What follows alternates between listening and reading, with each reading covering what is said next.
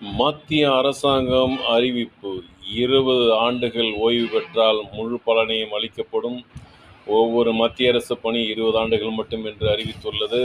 இது ஐக்கிய ஜனதாதளம் புதுச்சேரி மாநில தலைவர் ஆறுமுக சரவணன் கூறிய கோரிக்கையை நோக்கி பயணம் செய்கிறது. அவர் 5 ஆண்டுகள் அரசு பணி, பின்னர் சுயதொழில் என்று கூறினார். அதன்படியே 5 ஆண்டுகளை நோக்கி மத்திய அரசின் இன்று அறிவித்த அறிவிப்பு பயணிக்கிறது. ஒருவர் 25 வயதில் மத்திய அரசு பணியில் சேர்கிறார் என்றால் 45 வயதில் அவர்கள் ஓய்வு பெற வேண்டும். 35 வயதில் பணியில் சேர்ந்தால் அவர் 55 வயதில் ஓய்வு பெற வேண்டும் என்று முடிவு செய்துள்ளது.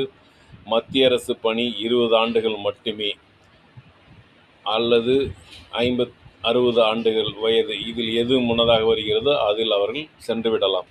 முழு பலன்களையும் அறிவிப்பதாக அறிவித்துள்ளது. இதனால் தொழிற்சங்கங்கள் போராடுவதற்கு வாய்ப்பில்லை.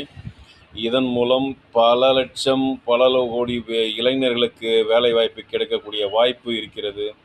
இந்த திட்டம் இன்று அமலானால் மத்திய அரசில் பணிபுரிய 20 லட்சத்திற்கும் மேற்பட்டோர் உடனடியாக வேலையிலிருந்து விடுதலை பெறுவார்கள். இதன் மூலம் 25 லட்சம் புதிய இளைஞர்களுக்கு வேலை கிடைக்கும்.